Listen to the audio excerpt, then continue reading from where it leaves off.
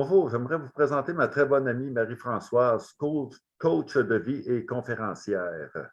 Bonjour Michel. Hello. Je suis moi-même passionné de croyances personnelles et j'aimerais que tu nous en parles, Marie-Françoise. Avec plaisir. Peut-être une première question. Pourquoi nos croyances ont le pouvoir de contrôler notre vie? Très bonne question Michel. En fait, on dit qu'une pensée est éternelle jusqu'à ce qu'elle soit interrompue. Une pensée, c'est comme une autoroute. Ça va toujours continuer à exister, elle est éternelle jusqu'à ce qu'elle soit interrompue. Et quand on parle en croissance personnelle d'interrompre une pensée, c'est de conscientiser une pensée. Alors, toutes ces pensées, c'est des croyances.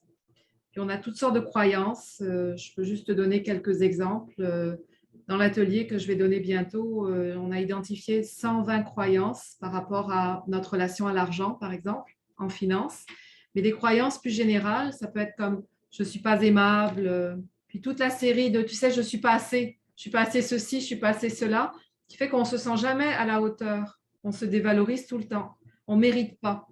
Puis comme tu sais, Michel, la loi de l'attraction, elle est très pernicieuse parce que tu vas attirer exactement la réalité qui est en rapport à la croyance à laquelle tu crois. Oui. Il est là le problème. Oui. Pour moi, personnellement, je pensais vraiment qu'il fallait travailler fort pour réussir dans la vie parce qu'en fait, je l'avais acheté de mon père. Mon père, il travaillait toujours 7 jours semaine depuis que je suis enfant. Je n'avais pas l'impression d'être legit si je ne travaillais pas plus que 7 jours semaine. Alors, quand j'ai conscientisé ça, j'ai dû vendre certains actifs qui sont devenus passifs, puis j'ai commencé à investir dans l'immobilier, j'ai commencé à investir dans le prêt privé. Tu sais comme moi que le prêt privé, c'est très passif. Ça m'a permis de dégager du temps qui me permet finalement d'être beaucoup plus libre que je l'étais avant. Mais si je n'avais pas eu cette croyance que j'avais débloquée, ben, je Tu as serais toujours travaillée. répondu à ma deuxième question finalement parce que c'était pourquoi l'être humain s'auto-sabote inconsciemment ou inconsciemment, mais tu as répondu à ma question. Mais peut-être pour terminer, qu'est-ce qu'on va découvrir dans l'atelier que tu veux nous Ouais. donner?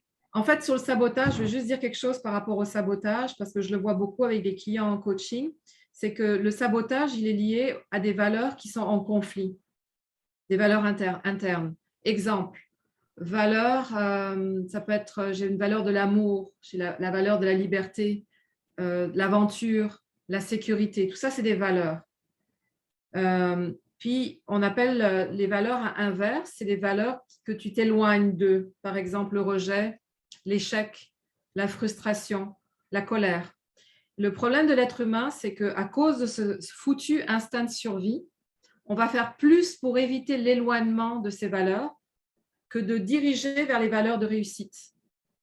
Parce qu'on va mettre, donc en fait, en gros, on va mettre plus d'énergie à fuir les valeurs négatives. Par exemple, je vais mettre plus d'énergie à fuir de ne pas me sentir rejetée, de ne pas me sentir que je suis un échec, plutôt que focuser sur les valeurs qui sont importantes pour moi.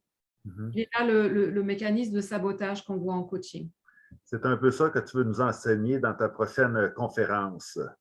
Ouais, ben, l'atelier, en fait, il va parler de plusieurs sections. En fait, c'est en 4 sections. On va d'abord définir c'est quoi une valeur, c'est quoi une croyance, parce qu'il y a beaucoup de mythes autour de ça. Juste vraiment d'aller plus en détail là-dedans. Puis ensuite de ça, on va voir les types de croyances. Il y a toutes sortes de croyances. Il y a des croyances générales, puis il y a des croyances qui sont comme des règles. On va voir ça. Puis ça va être vraiment des croyances. Je vais focuser un peu plus sur des croyances par rapport à la relation à l'argent et à l'abondance. Mhm. Donc, on va mettre un peu plus d'emphase là-dessus. Puis, la dernière partie de l'atelier, c'est que, dans le fond, les participants vont identifier la croyance principale qui les bloque le plus, on va dire. Puis, on va recadrer cette croyance et on va faire un petit processus en polarité pour nettoyer la croyance erronée et faire en sorte qu'on fasse un reset vers la croyance vers laquelle on veut vraiment, qui va nous rendre positifs dans la vie, qui va nous permettre d'être en expansion, qui va nous permettre de sortir de notre zone de confort. Parfait. Ben, merci beaucoup, Marie-Françoise. Pour ceux qui ont envie de suivre l'atelier, mais tout simplement cliquez sur le lien en bas du post. Merci beaucoup, Merci. Michel. Bonne journée. À bientôt. Merci, Merci. Marie-Françoise. Merci.